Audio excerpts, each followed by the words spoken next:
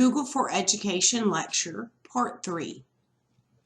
In this video, I will introduce you to Google Forms, Google Sites, Google Calendar, Google Keep, and Google Hangout. The next application we're going to look at is Google Forms.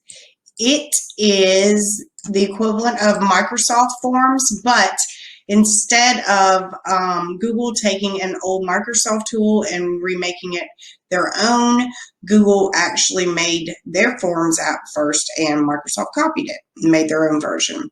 It allows teachers and students to easily collect their own data for all sorts of purposes. It allows you to make a wide variety of question types that make it so you can gather information in an organized manner.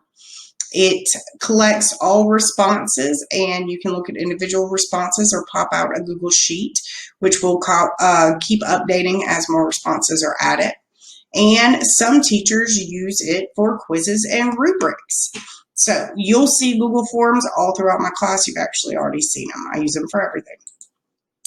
The next one's Google Sites. It allows you to create a free website hosted by Google. It has templates built in, and it is customizable. You don't have all the options as if you were using a paid program, but it is incredibly easy to make. There's no technical skills involved. And it is part of Google Drive, so you can easily pull in any of your resources from Google Drive. You will see that we use Google Sites to create our portfolio in this class. And what's really neat is you can turn it off and on so that you can make adjustments to your site and not distract anybody who might be on it at that time.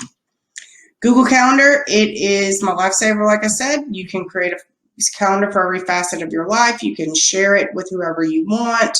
You can embed it in a website like I've done in Moodle. You can add custom reminders so you don't forget anything important. And I have embedded that Google Calendar on the front of Moodle, and it says every week what we're doing that week, and it also says every week when assignments are due. That is to help you stay more organized. Google Keep, another one of my favorites. Think of it like sticky notes on your phone and computer. You can use it to jot down ideas. You can make customized lists with it. I do all my grocery lists in there. You can assign it colors. You can do a date reminder. So maybe you need to do something on a certain date. You can set that reminder right inside Keep, and it actually pulls into your Google Calendar. And there are even reminders based on geographic location. So say I pull up on campus and I had something I needed to specifically do in Woodard Hall, it would pop up a notification from my Google Keep saying, hey, you're at Woodard, don't forget to do this. And the same with other Google tools, it allows you to collaborate with others. Google Hangout allows you to do video calls, and Google's actually come out with Google Meet, which allows you to do much larger video calls. So both of these integrate with your Google accounts, and you're definitely able to download applications and utilize them on your phone on the go too. It allows you to also screen share. So I use these a lot. I'm not the biggest fan of Zoom. I've started using it because that's what we're doing here. But personally, I use Google video chat tools.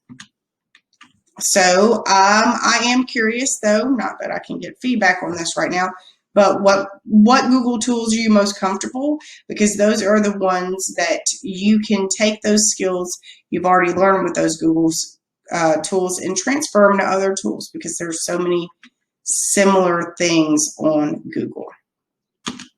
What tools are you least familiar with? Make sure and identify those to yourself, because those are the ones you're going to need to work on the most in your skills checklist. And as always, let me know what questions you have.